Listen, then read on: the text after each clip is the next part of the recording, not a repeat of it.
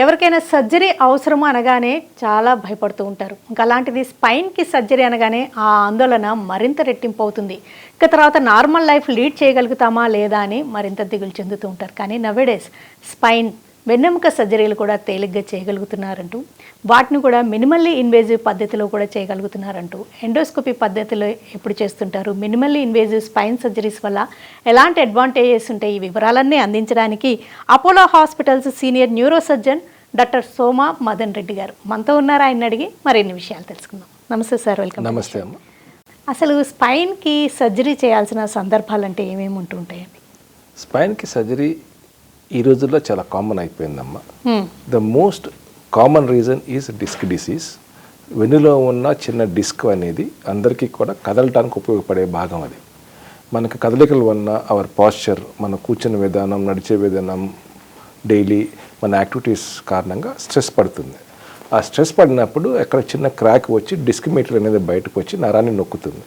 దానివల్ల మన నడువు నొప్పి, కాలు లాగేసినట్లు ఉంటుంది. కామన్గా అందరూ షయాటికా అంటారు. ఈ షయాటికా నొప్పి అంటే ఆ నరం నొక్కుకోవటం వలన మనకు ఆ నొప్పి అనేది మన తొంటి భాగం నుంచి పాదం వరకు ఏదో తీగబెట్టి లాగేసినట్లు ఉంటుంది. అది ఉంటే, అలా ఉంటే మనకి డిస్క్ డిసీజ్ వచ్చిందని మోస్ట్ ప్రాబబుల్లీ అర్థం. అలాంటప్పుడు మనం డాక్టర్ దగ్గరికి వెళ్ళి టెస్ట్ చేయించుకొని దానికి తగ్గ ట్రీట్మెంట్ తీసుకోవాల్సి వస్తుంది. అంటే వెన్నెముకకి ఒక ఏజ్లో చేసే సర్జరీలన్నీ డిస్క్కి రిలేటెడే అయి ఉంటాయి అంటారా? ఇప్పుడు మేము చూసే ఓపీడీలో డైలీ చూసే పాపులేషన్లో మెజారిటీ అంటే రఫ్లీ around 50 to 60% of the spine problems disc diseases చూస్తాం. ఆ 50 to 60%లో probably half of them, 30% of the 50-60% అంటే మళ్ళీ 50% ఆఫ్ ద టోటల్ ప్రాబ్లంలో వాళ్ళకి సర్జరీ అవసరం అవుతుంది. మిగతా వాళ్ళందరికీ మెడికల్గా మనం మేనేజ్ చేస్తాం. స్పైన్ సర్జరీస్ అంటే ఇంతకుముందు చాలా భయపడేవాళ్ళు, అసలు వీలైనంత వరకు అవాయిడ్ చేయడానికి కూడా ట్రై చేసేవాళ్ళు. ఇప్పుడు పరిస్థితి ఎలా ఉందంటారు? ఒకప్పుడు స్పైన్ సర్జరీ అంటే it use to be for emergencies. అంటే యాక్సిడెంట్ అయ్యి నడుము ఇరిగిపోయింది, నరాల్లో డ్యామేజ్ అయిపోయినాయి, దాంతో అలా కాళ్ళు చేతులు పడిపోయినాయి. ఓన్లీ నొప్పి కోసం, నడువు నొప్పి కోసం ఒకప్పుడు 15-20 years బ్యాక్ ఆపరేషన్ ఎవరు చేయించుకునే వాళ్ళు కాదండి. వాళ్ళందరూ ఏదో బెల్ట్ పెట్టుకొని రెస్ట్ తీసుకొని అలా మేనేజ్ చేసేవాళ్ళు.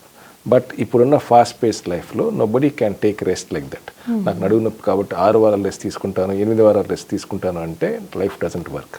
సో కాబట్టి ఇప్పుడు surgeries are become more common and ఎక్కువ కేసులు చేసే కొంది టెక్నాలజీ ఇంప్రూవ్ అవుతుంది, సేఫ్టీ కూడా పెరుగుతుంది. సో అందుకని ఒకప్పుడు మనకి జనరల్గా పేషెంట్స్ అందరూ మా దగ్గరకు వచ్చి, సార్ మా ఇంటి పక్కన ఆపరేషన్ చేయించుకున్నారు, కాళ్ళు కదలట్లేదంట అప్పటి నుంచి, కాబట్టి స్పైన్ వల్ల రిస్క్ ఎక్కువ ఉంటుంది కదా అంటారు. ఇదన్నీ కూడా కారణాన్ని బట్టి ఉంటుంది. ఒక్కసారి నరం డ్యామేజ్ అవుతే రిపేర్ చేసే టెక్నాలజీ ఇప్పటికైతే లేదు, ఫ్యూచర్ వస్తుందో లేదో తెలియదు. కాబట్టి మన సర్జరీ అనేది అంతా కూడా డ్యామేజ్ అవ్వకముందే చేయించుకోవాలి. ఇక డిస్క్ సమస్యలు, డీజనరేటివ్ చేంజెస్ అనేవి ఏజ్తో పాటు చాలా కామన్గా చూస్తూ ఉంటామండి. ఇక సయాటికా లాంటివి కూడా అలా years together, decades together manage చేస్తూ ఉంటారు. ఇంకా అవి తప్పదు, ఇంకా సర్జరీ గురించి ఆలోచించాలి అన్న సిమ్టమ్స్ ఏంటంటారు? మోస్ట్ కామన్లీ మనకి వీక్నెస్ వస్తే సర్జరీ మ్యాండేటరీ అవుతుంది. ఇప్పుడు డిస్క్ వలన, డిస్క్ ప్రాబ్లం కానీ స్పైన్ ప్రాబ్లం వలన 2 మేజర్ సిమ్టమ్స్ ఉంటాయి. ఒకటి నొప్పి, రెండోది డిజబిలిటీ. డిజబిలిటీ అంటే వీక్నెస్ రావటం. అది కావచ్చు, కాలు కావచ్చు, పాదం కావచ్చు, వేళ్ళు కావచ్చు.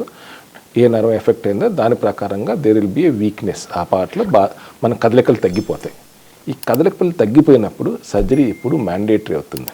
ఎందుకంటే ఒక్కసారి నరం డ్యామేజ్ అవుతే మళ్ళీ మనం తిరిగి రిపేర్ చేసినప్పటికీ కూడా ఈ కదలిక వస్తుందని గ్యారంటీ ఉండదు. అందుకని కదలిక ఉన్నప్పుడు ఎర్లీగా సర్జరీ, కదలిక ప్రాబ్లం ఉన్నప్పుడు ఎర్లీగా సర్జరీ చేయించుకోవాలి. ఓన్లీ నొప్పే ఉంది అనుకున్నారనుకోండి, అప్పుడు ఆ పేషెంట్ చాయిస్ అవుతుంది. నాకు నొప్పి ఉంది, పర్లేదు, మేనేజ్ చేసుకుంటా అంటే యూ కెన్ వెయిట్. లేదండి, నా జాబ్ పరంగా I need to travel a lot, I need to SIT for long time, చాలా కాలం కూర్చోవాలి, ఇవన్నిటి నాకు ఇబ్బందిగా అవుతుంది, నా పని మీద నేను కాన్సన్ట్రేట్ చేయలేకపోతున్నాను, డైలీ వర్క్ కూడా చేయలేకపోతున్నాను అనుకున్నప్పుడు నొప్పి కోసం కూడా మనం సర్జరీ చేస్తాం. అది మాత్రం ఆప్షనల్ అవుతుంది. It is not a mandatory surgery. Compulsory అనేది ఎప్పుడు అవుతుంది? వీక్నెస్ ఉంటే, అంటే మాకు భాగం సరిగ్గా పనిచేయకపోతే అవుతుంది. నొప్పి అనేది మనకు అవసరం ఉంటే, అంటే మనకు నచ్చితే చేయించుకుంటాం, లేదు నొప్పి మందులు వాడుకుంటా అంటే వాడుకోవచ్చు. ఆల్ ఆఫ్ ఏ సడన్ ఒక్కసారిగా ఎమర్జెన్సీ సర్జరీస్ చేయడం, ఒక రెడ్ ఫ్లాగ్ సిమ్టమ్స్ లా కనిపించడం, ఇలా కూడా ఉంటుందంటారు? ఎస్ అండి. ఒక్కోసారి డిస్క్ అనేది చాలా పెద్ద డిస్క్ వచ్చినప్పుడు అది నరాల్ని బాగా నొక్కేస్తుంది. అప్పుడు మోస్ట్ ఇంపార్టెంట్ సిమ్టమ్ ఏంటంటే యూరిన్ మోషన్ కంట్రోల్ పోతుంది. అంటే మనకి యూరిన్ పోవాలన్నా కానీ రాదు, ఆగిపోతుంది. అలాంటి సిమ్టమ్ ఉంటే ఎమర్జెన్సీ సర్జరీ అవసరం అవుతుంది. అంటే యూరిన్ కానీ మోషన్ మీద ఎఫెక్ట్ అయ్యేదంటే ఆ నర్వ్కి ఆ పర్టికులర్ డిస్క్కి సంబంధించిన ఎనీ డిస్క్ ఎఫెక్ట్ ఉంటుందంటారా? యూజువల్లీ లంబార్ ఏరియాలో ఎందుకంటే మనకి థొరాసిక్ భాగం అప్పర్ చెస్ట్ భాగంలో ఏంటంటే ఎముకలు కదలవు, స్పైన్ కదలదు కాబట్టి ఆ ఏరియాలో డిస్క్ మనం చాలా అరుదుగా చూస్తాం. ఓకే. మనకి ఎక్కువగా వచ్చేది ఎక్కడ మెడ, నడుము భాగం, కదిలే భాగాల్లోనే డిస్క్ ప్రాబ్లమ్స్ ఎక్కువగా ఉంటాయి. కాబట్టి యూరిన్ మోషన్ సంబంధంగా ఎక్కువగా మనం నడుము దాంట్లో చూస్తాము. ఎందుకంటే నడుములో ఉన్న డిస్క్ కొంచెం పెద్దగా వస్తుంది, డిస్కులు పెద్దగా ఉంటాయి, వచ్చే డిస్క్ కూడా పెద్దగా ఉంటుంది. సో దాంతో మనకి సడన్గా ఎక్కువ డిస్క్ బయటకు వచ్చి నరాలు డ్యామేజ్ చేస్తే యూరిన్ మోషన్ కంట్రోల్ పోయే అవకాశం ఉంటుంది. కాకపోతే ఇది కోట్లో ఒకళ్ళకో జరుగుతుందమ్మా. ఈ సర్వైకల్ మెడ భాగంలో ఉండే డిస్క్ ప్రాబ్లమ్స్ వల్ల తలదిప్పడం అనేది కూడా ఎక్కువ ఉంటుంది కదండి, దాన్ని రకరకాలుగా పొరబడుతూ ఉంటారు కూడా. స్పాండలైటిస్ అంటారు. అది అసలు ఎలా అర్థం చేసుకోవాలి? స్పాండలైటిస్ వచ్చినప్పుడు తల తిరగటం is one of the symptom అవుతుంది. అందరిలో ఉండాలని లేదు కానీ కొంతమందిలో ఉంటుంది. అది ఎందుకు జరుగుతుందంటే మనం నరం నొక్కినప్పుడు మనకి మన చర్మం నుంచి, మన బాడీలో చర్మం నుంచి ఇన్ఫర్మేషన్ రెగ్యులర్గా బ్రెయిన్కి వెళ్తూ ఉంటుంది. దానివల్ల ఏంటంటే మనకి పొజిషన్ ఎలా ఉంది ఇన్ అవర్ స్పేస్, మన చుట్టూలో మనం ఎలా తల కూర్చొని ఉన్నామా, పండుకొని ఉన్నామా, లెఫ్ట్ తిరిగామా, రైట్ తిరిగామా, మనం కళ్ళు మూసుకునే ఇన్ఫర్మేషన్ మనకు తెలుస్తుంది. ఎలా తెలుస్తుంది? ఎందుకంటే చర్మం నుంచి, చెవుల నుంచి కొంత ఇన్ఫర్మేషన్ బ్రెయిన్కి వెళ్తుంది. ఈ నరం డ్యామేజ్ అయినప్పుడు ఏంటంటే ఈ ఇన్ఫర్మేషన్ బ్రెయిన్ దాకా చేరదు. మెడలో డిస్క్ స్పాండలైటిస్ వచ్చినప్పుడు ఆ ఇన్ఫర్మేషన్లో కొన్ని గ్యాప్స్ వస్తుంది. ఆ గ్యాప్ వచ్చినప్పుడు బ్రెయిన్ కన్ఫ్యూజ్ అయిపోవడం వల్ల మనం తల తిరిగినట్లు అనిపిస్తుంది. గిడినెస్ కానీ అలా ఉందనుకోండి, దానికి కూడా సర్జరీ అవసరం అంటారా? లేదు, దీని నాట్ రిక్వైర్డ్. అది ఇవన్నీ కూడా ఎర్లీ సిమ్టమ్స్ ఉన్నప్పుడు మనం జాగ్రత్త పడితే సర్జరీ అవాయిడ్ చేసుకోగలుగుతాం. ఎక్సర్సైజ్ చేసుకోవటం, ఓకే, తల మీద బరువులు ఎత్తకుండా ఉండటము, కొంచెం మెడ బలం చేసుకోవడానికి మెడకి స్పెసిఫిక్గా ఎక్సర్సైజ్ చేసుకుంటూ ఉంటే ఈ సిమ్టమ్స్ అన్ని చిన్నగా ఇంప్రూవ్ అయ్యే అవకాశం ఉంది. ఈ డిస్క్ సమస్యల తీవ్రత ఇంత ముందుతో పోలిస్తే ఎక్కువైనాయి అంటారా? లైఫ్ స్టైల్ పరంగా మన మార్పు వచ్చింది, డెఫినెట్గా ఎక్కువైంది. అంటే ఎవరిలో ఎక్కువగా చూస్తున్నారు? 2 కేటగిరీస్ ఎక్కువ ఉంటుందమ్మా. ఒకటి వచ్చేసి మన క్లరికల్ జాబ్, అంటే it could be sitting in the computer are చాలా కాలం కంప్యూటర్ టెక్నీషియన్, మన సాఫ్ట్వేర్ ఇంజనీర్లు కానీ, లేకపోతే ఆఫీస్లో ఎక్కువ కాలం కూర్చొని వర్క్ చేసే వాళ్ళకి కానీ, they continue to do it for చాలా కాలం చేస్తారు, 4 hours 5 hours కూర్చొని వర్క్ చేయటం. అండ్ సెకండ్లీ కూర్చునే పాస్చర్, దాన్ని బట్టి కూడా వాళ్ళ నరం మీద స్ట్రెస్ పడిపోయి వాళ్ళకి డిస్క్ ప్రాబ్లమ్స్ వస్తుంది. సెకండ్ కేటగిరీ అండ్ రీసెంట్గా కొంచెం ఎక్కువైన కేటగిరీ ఏంటంటే సడన్గా ఒకరోజు లావ్ అవుతుందని చెప్పి జిమ్కి వెళ్ళిపోయి టక్మని వెయిట్ లిఫ్ట్ చేస్తారు. వీళ్ళందరూ ఏంటి సూపర్వైజ్ లేకుండా, లెస్ నాలెడ్జ్తో, జాగ్రత్త లేకుండా చేసినప్పుడు ఏమవుతుంది, నడుము పట్టేస్తే డిస్క్ ప్రాబ్లమ్స్ వస్తుంది. చాలామంది ఇళ్లలో చూస్తామండి, ఏదో బరువు లాగబోయాము, ఎత్తబోయాము, పుష్ చేయబోయాము, అప్పుడు నడుము పట్టేసింది అంటారు. అది ఏంటి, ఏం జరుగుతుంది అంటారు? 3 పాసిబిలిటీస్ ఉంటాయమ్మా అలా జరిగినప్పుడు. ఒకటి, కండరం పట్టేయటం మోస్ట్ కామన్. 80% ఆఫ్ ద టైంలో మనం జాగ్రత్త లేకుండా సడన్గా మూవ్మెంట్ చేసినప్పుడు కండరం పట్టేస్తుంది. ఇప్పుడు మనం నడిచినప్పుడు సడన్గా మెడని తిరుగుతుంది, మెడని పట్టేస్తుంది, అట్లనే ఇలా తోసినప్పుడు ఎత్తినప్పుడు కండరం పట్టేస్తుంది 80% ఆఫ్ ద టైం. సో వాళ్ళకి కొంచెం రెస్ట్ మెడిసిన్స్, నొప్పి మెడిసిన్స్ ఇస్తే తగ్గిపోతుంది. సెకండ్ కామన్ వచ్చేసి డిస్క్ ప్రాబ్లం. ఇలా చేసినప్పుడు నడుము మీద స్ట్రెస్ పడిపోయి డిస్క్ బయటకు వస్తుంది. బయటకు వచ్చినప్పుడు నరం నొక్కేసి వాళ్ళకి నడుము నొప్పితో పాటు కాలు నొప్పి కూడా వచ్చేస్తుంది. కండరం వల్ల కాలు నొప్పి రాదు, ఈ డిస్క్ బయటకు వచ్చినప్పుడు మాత్రమే కాలు నొప్పి కూడా వస్తుంది, తుంటి భాగం నుంచి కిందకి వెళ్ళినట్లు అనిపిస్తుంది. ఇంకా మూడవది వచ్చేసి జాయింట్ ప్రాబ్లమ్స్. వయసు పెరిగే జాయింట్ కూడా కొంత తేడా వస్తుంది. స్పైనల్ జాయింట్ అన్స్టడీగా ఉన్నప్పుడు, లేకపోతే జాయింట్ వాపు ఎక్కువగా ఉన్నప్పుడు ఏమవుతుంది, సడన్గా మూవ్మెంట్ చేసినప్పుడు వాళ్ళకి విపరీతమైన నొప్పి వస్తుంది. ఆ నొప్పి నడువులో ఉంటుంది. ఈ కండరం కంటే అది సెటిల్ అవ్వడానికి ఎక్కువ టైం పడుతుంది. డిస్క్ బల్జ్, హెర్నియేషన్, ప్రొట్రూజన్ ఇట్లా ఉంటాయి కదండి, పదాలన్నిటికీ అర్థాలేంటి? ఆ డిస్క్ ఎంత బయటికి వచ్చింది, ఎంత శాతం బయటికి వచ్చింది అనే దాన్ని బట్టి మనకి వాటి పేర్లు ఉన్నాయి. కొంచెం జస్ట్ బయటకు వస్తే దాన్ని డిస్క్ బల్జ్ అంటారు. చాలా ఎక్కువగా వస్తే డిస్క్ ప్రొట్రూజన్, డిస్క్ ప్రొలాప్స్ అంటారు. ఆ ముక్క ఊడి పైకో కిందకో కదిలితే దాన్ని డిస్క్ ఎక్స్ట్రూజన్ అంటారు. ఈ డిస్క్ ప్రాబ్లం నిర్ధారించాలి అంటే ఎక్స్రేలో కుదురుతుందా, ఇంకా ఎంఆర్ఐ తప్పనిసరి అంటారు? ఎక్స్రే మనకి ఇండైరెక్ట్ ఎవిడెన్స్ వస్తుంది. అంటే డిస్క్ ఎముక మధ్యన గ్యాప్ తగ్గింది అనుకోండి, అంటే డిస్క్ బయటకు వచ్చి ఉండొచ్చు, అందుకే గ్యాప్ తగ్గింది అనుకుంటాం. కాబట్టి ఇట్ ఈస్ ఇండైరెక్ట్ ఎవిడెన్స్. కానీ డిస్క్ నిజంగా బయటకు వచ్చిందా, వస్తే నరాన్ని ఎంత నొక్కుతుంది అని తెలియాలంటే ఎంఆర్ఐ కంపల్సరీ అవుతుంది. ఈ డిస్క్ ప్రాబ్లమ్స్కి సర్జరీ ముందు మీరు ఏ ప్రయత్నాలు చేసి ఇంకా తప్పదు సర్జరీ అని సజెస్ట్ చేస్తూ ఉంటారు? ఇందాక చెప్పినట్లు మీకు నొప్పి ఉంది అన్నారనుకోండి, వీసే నొప్పి ఉంటే ఆగండి, మందులు వాడుకోండి, ఎక్సర్సైజ్ చేసుకోండి, మీ లైఫ్ స్టైల్ కొంచెం మోడిఫై చేసుకోండి, మీ వర్కింగ్ స్టైల్ కొంచెం అడ్జస్ట్ చేసుకుంటే most of the time, more than 50% of the time వాళ్ళు దే సెటిల్. కానీ వీక్నెస్ వచ్చింది అంటే మాత్రం వీసే సర్జరీ అనేది కంపల్సరీ అవుతుంది. చాలామంది ఇంకా డాక్టర్ సజెస్ట్ చేశారు కదా అని రకరకాల పద్ధతుల్లో కొన్ని ట్రాక్షన్ అని, నెక్ కాలర్ అని, లంబార్ బెల్ట్ అని ఇవి వాడుతూ ఉంటారు, ఫిజియోథెరపీ చేస్తూ ఉంటారు. అలా కంటిన్యూ చేస్తూనే ఉంటారండి, అది సేఫేనా? యాజ్ ఐ టోల్డ్ యూ, నొప్పి అనేది ఉన్నప్పుడు ఫిజియోథెరపీ డెఫినెట్గా ఎంతో కొంత టెంపరీ హెల్ప్ చేస్తుంది. బికాస్ బయటకు వచ్చిన డిస్క్ ఫిజియోథెరపీ వల్ల లోపలికి వెళ్ళదు కాబట్టి ఆ కండరం పట్టేస్తుంది. కండరం టైట్నెస్ అనేది ఫిజియోథెరపీ చేసినప్పుడు రిలాక్స్ అవుతుంది, you feel better. So it will be temporary, కొంతకాలం అది పనిచేస్తుంది, కానీ మళ్ళీ తిరిగి నొప్పి వస్తుంది. అలాంటప్పుడు తిరిగి మళ్ళా నొప్పి వచ్చినప్పుడు సర్జరీ ఏదో ఒక స్టేజ్లో అవసరం అవుతుంది. రెండవది, ట్రాక్షన్ అనే పద్ధతి ఈ రోజుల్లో నాట్ సజెస్టెడ్ అండి. ఎందుకంటే ట్రాక్షన్ లాగేస్తే ఆ గ్యాప్ బయటకు వచ్చింది మళ్ళీ లోపలికి వెళ్ళిపోతుంది అనే సింపుల్ ఒక కాన్సెప్ట్తో ఆ ట్రాక్షన్ ఇస్తూ ఉంటారు. బట్ ఈ ట్రాక్షన్ ఇచ్చినప్పుడు జాయింట్ మీద కూడా ఎఫెక్ట్ పడుతుంది.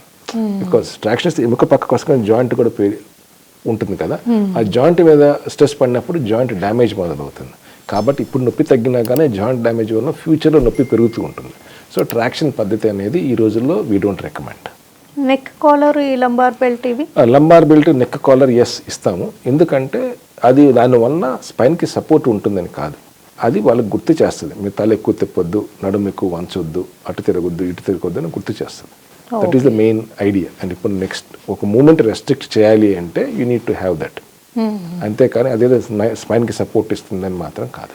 చిన్న వయసు వాళ్ళలో కూడా ఈ సమస్యలు చూస్తున్నారు కదండి, మరి వాళ్ళకి కాళ్ళల్లో చేతుల్లో తిమ్మిర్లు కానీ ముద్దుబారినట్టు ఉంటే మరి చిన్న ఏజ్లో 30-40s కూడా సర్జరీస్ చేస్తుంటారా? Yes, disc problems starting late 20s నుంచి కూడా మొదలవుతుందమ్మా. 25 సంవత్సరాలు దాటిన వాళ్ళు కూడా స్లైట్లీ మోర్ కామన్. ఎందుకంటే వాళ్ళ lifestyle they are more aggressive at that point of time. వాళ్ళు ఎక్కువగా ఇన్వాల్వ్ అవటం, ఫిజికల్ యాక్టివిటీస్లో ఇన్వాల్వ్ అవటం వల్ల కొంత కామన్గానే ఉంటుంది. బిలో 20 అనేది చాలా రేర్, ఎందుకంటే బాడీ ఈజ్ ఫ్లెక్సిబుల్ ఆ టైంలో. Okay, there is lot of fluid in all this. ఇవన్నీ కూడా ఎందుకు అవుతుందంటే మన డిస్క్లో చిన్నగా as we grow old fluid content తగ్గిపోతుంది, వాటర్ కంటెంట్ తగ్గిపోతుంది. వాటర్ కంటెంట్ తగ్గిపోయినప్పుడు దే బికమ్ మోర్ ససెప్టబుల్. అంటే అలా తగ్గితే అవి బ్రేకేజ్కి ఎక్కువగా అవకాశం ఉంటుంది. So that's why we see disc problems మనకు 40 దాటిన తర్వాతనే చూస్తాము. So to certain extent 30s. చిన్న వయసులో డిస్క్ ప్రాబ్లం అనేది చాలా రేర్. అంటే in the sense 30s 40s అంటే కూడా నవేడేస్ యంగ్ పాపులేషనే కదండి, అప్ టు 50 కన్సిడర్ యంగ్. మరి వాళ్ళకి సర్జరీ చేస్తే లైఫ్ అంతా నార్మల్గానే ఉంటుంది? సింపుల్ డిస్క్ ప్రాబ్లం సర్జరీ తర్వాత they will lead a clear normal life. వాళ్ళు తీసుకోవాల్సిన జాగ్రత్తలు ఇప్పుడు for example most common reason అంటే క్వశ్చన్ వచ్చినప్పుడు వాళ్ళు అడిగేది, నాకు ఈ డిస్క్ ఎందుకు వచ్చింది? That is the first most common cause మమ్మల్ని అడిగేది.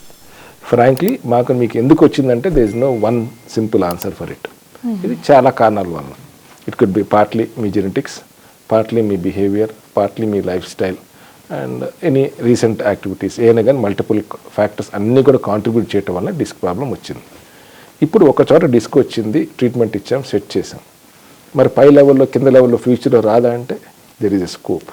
కాబట్టి మనం జాగ్రత్త పడితే ఫ్యూచర్లో జరగకుండా ఉంటుంది. సయాటికా కూడా ఎక్కువగా బాధిస్తూ ఉంటుంది కదండి, ఈ నరం లాగడం, కాలి నరం, దానికి కూడా ఈ డిస్క్ ప్రాబ్లమే కదా మేజర్ రీజన్? అదే కదా సయాటికా అంటే తొంటి భాగం నుంచి కాలికి వెళ్ళే సయాటిక్ నర్వ్ ఒకటి ఉంటుందమ్మా. సయాటిక్ నర్వ్ అంటే it is combination of 3-4 nerves. వెన్నులో నుంచి 3-4 నరాలు వచ్చేసి కలిసి సయాటిక్ నర్వ్ని తయారు చేస్తుంది. ఈ 3-4 బ్రాంచీల్లో ఏ బ్రాంచ్కైనా వెళ్ళి డిస్క్ నొక్కేస్తే ఆ నొప్పి నడుము నుంచి కాలు వరకు లాగేసినట్లు అనిపిస్తుంది. అలా లాగే సెన్సేషనే సయాటికా అంటారు. ఎందుకంటే సయాటిక్ నర్వ్ వలన ఆ నొప్పి వస్తుంది కాబట్టి సయాటికా అంటారు. So it is most of the time 80% of the time because of the disc problem. దానికి మరి సర్జరీ చేసినప్పుడు ఆ నొప్పి తగ్గడం అనేది? ఎస్, సర్జరీ చేసినప్పుడు నొప్పి అనేది ఇన్స్టెంట్గా తగ్గిపోతుంది. ఇవాళ సర్జరీ చేస్తే మధ్యాహ్నం కల్లా మీకు కాలు నొప్పి తగ్గిపోతుంది. Probably surgical pain 1 or 2 days ఉండొచ్చు. సో బట్ ప్రతి సయాటికాకి మనం సర్జరీ చేయాల్సిన అవసరం లేదు. అగైన్ ఇట్స్ సివియారిటీ, దానివల్ల వచ్చిన క్లినికల్ ప్రాబ్లమ్స్ ఏంటి అనే దాని మీద ఆధారపడి ఉంటుంది. ఎప్పుడైనా ఇవన్నీ సమస్యలు కానీ లేకపోతే డిస్క్ ప్రాబ్లమ్స్, సయాటికా లాంటివి ఫర్ టైం బీయింగ్ ఉండి తర్వాత అవంతటా అవి సెట్ అయ్యే అవకాశం ఉంటుందా అండి? డెఫినెట్గా ఉంటుందండి. That's the reason. అందుకే కొంతమందికి మేము 50% ఆఫ్ ద పేషెంట్స్కి మెడిసిన్స్ ఇచ్చి ఎందుకు ఆగుతామంటే as a time goes by, ఒకటి నీకు నొప్పి ఉంది కాబట్టి ఇవన్నీ జాగ్రత్త తీసుకుంటారు, మీ కదలికలు కొంచెం మోర్ కేర్ఫుల్గా ఉంటారు. రెండవది ఏదైతే డిస్క్ బయటకు వచ్చిందో అక్కడితో గట్టి పడిపోతుంది. గట్టి పడిపోయి ఫర్దర్గా ముందుకు రాచే అవకాశం తగ్గిపోతుంది ఇఫ్ యూ టేక్ కేర్. అలాంటప్పుడు మీకు చిన్నగా నొప్పి తగ్గిపోతుంది. స్పైన్ సర్జరీస్ ఇంతకుముందు ఓపెన్గా చేసేవాళ్ళు, ఇప్పుడు లేటెస్ట్గా minimally invasive and pin hole surgeries అంటారు, ఎండోస్కోపీ సర్జరీస్ అంటారు. ఏంటండి అసలు లేటెస్ట్ ఎవల్యూషన్ ఏంటి? మన సే 15-20 ఇయర్స్ బ్యాక్ మన స్పైన్ సర్జరీ అంటే మన వెన్నులో మినిమం 5 to 7 సెంటీమీటర్స్ కోయాల్సి వచ్చేది. మనం ఎక్కువ కట్ చేసినప్పుడు మనకి ఎక్కువ ఇన్ఫెక్షన్ అవకాశం ఉంటుంది, ఎక్కువ బ్లడ్ లాస్ ఉంటుంది, ఎక్కువ కండరాల డ్యామేజ్ ఉంటుంది, కాస్మెటిక్ కూడా చూడటానికి బాగుండదు. అందుకని ద న్యూ డెవలప్మెంట్ ఏంటంటే endoscopic surgery or minimally invasive spine surgery. First minimally invasive spine surgery అంటే ఈ కోతను తగ్గించే పద్ధతులనే మినిమల్లీ ఇన్వేజివ్ అంటారు. Endoscopy is a type of minimally invasive surgery, endoscopic surgery అనేది. సో ఎండోస్కోపిక్ సర్జరీ అంటే ఈ చిన్న కోతలోంచి ఒక చిన్న ట్యూబ్ పెట్టేసి ఆ డిస్క్ తీస్తారు, ఎండోస్కోప్ని పెట్టేసి డిస్క్ తీయటాన్ని ఎండోస్కోపిక్ స్పైన్ సర్జరీ అంటారు. అవసరం బట్టి డిస్క్, ట్యూమర్ అంటే ట్యూమర్ ఏదైనా ఎండోస్కోప్తో తీసినప్పుడు ఎండోస్కోపిక్ సర్జరీ అవుతుంది. చాలా చిన్న కోత అంటే వాళ్ళకి రిలీఫ్ బాగానే ఉంటుంది అంటారా? మనం ఓపెన్ చేసినా లేదా ఎండోస్కోపీ చేసినా end result will be the same. Minimal invasive వల్ల అడ్వాంటేజ్ ఏంటంటే మనకి రికవరీ ఫాస్ట్ ఉంటుంది, ఎందుకంటే టిష్యూ డ్యామేజ్ అంటే మనం కట్ చేసేది మాంసం డ్యామేజ్ అనేది చాలా తక్కువ ఉండటం వలన టిష్యూ డ్యామేజ్ తక్కువ ఉంటుంది. సో మీకు ఆపరేషన్ తర్వాత నొప్పి తక్కువ ఉంటుంది, రికవరీ ఫాస్ట్గా ఉంటుంది, and getting back to your life will be quicker.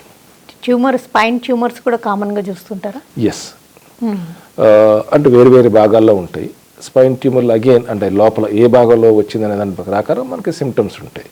But మిగతా వాటితో కంపేర్ చేసి మనకి బ్రెస్ట్, లంగ్, లివర్, కిడ్నీ వాటితో కంపేర్ చేస్తే స్పైన్ ట్యూమర్స్ అవకాశం తక్కువ. అయితే ట్యూమర్స్ని కూడా మీరు మినిమల్లీ ఇన్వేజివ్ పద్ధతిలోనే తీయగలుగుతారు? Yes, but depends on the size again. ఇప్పుడు size and location is important. ఎందుకంటే చిన్న సైజ్ ఉందనుకోండి, ఎందుకంటే మనం పంపించే tube diameter will be 8 millimeters to 12 millimeters diameter ఉంటుంది మనం పంపించే tube. So if your tumour is 20 centimeters in size, you can't month ఆటోమేటిక్గా. సో కాబట్టి చిన్న ట్యూమర్లు మన ఎండోస్కోప్ పద్ధతిలో చేయగలుగుతాం. చిన్నతనం నుంచి వెన్ను వంకర్లు ఉండడం, గూని లాంటివి ఉండడం, ఇలాంటి కరెక్షన్ ఎలా చేస్తుంటారు? ఈ స్కోలియోసిస్ అంటారండి. స్కోలియోసిస్ అంటే వెన్ను మీరు చెప్పినట్లు వెన్ను ఎస్ షేప్లోనో లేకపోతే ఇలా సి షేప్లోనో ఫార్వర్డ్ బెండింగ్ అవుతుంది, అది దాన్ని కైఫోసిస్ అంటారు. సో ఇవి చిన్నతనం అంటే ఫర్ ఎగ్జాంపుల్ మనకి 5 సంవత్సరాలు 7 సంవత్సరాలప్పుడు నోటీస్ చేసామనుకోండి, వాళ్ళందరికీ మనం బ్రేస్ అంటే మనకి ఒక బెల్ట్ లాంటిది పెట్టేసి న్యాచురల్గా వంగిపోయిన చెట్టుని ఎలా కరెక్ట్ చేస్తాం మనకి చేయడానికి ట్రై చేస్తాం. ఆ టైంలోనే సర్జరీ మనం ఎందుకు చేయము అంటే, ఒకటి వాళ్ళకి ఆ వయసులో స్కూల్ రాడ్లు వేస్తే గ్రోత్ ఎఫెక్ట్ అవుతుంది. అంటే ఇప్పుడు స్కూల్ వేసి పట్టించామనుకో గ్రోత్ అవ్వాలి కదా, ఎముక కూడా పెరగాలి కదా.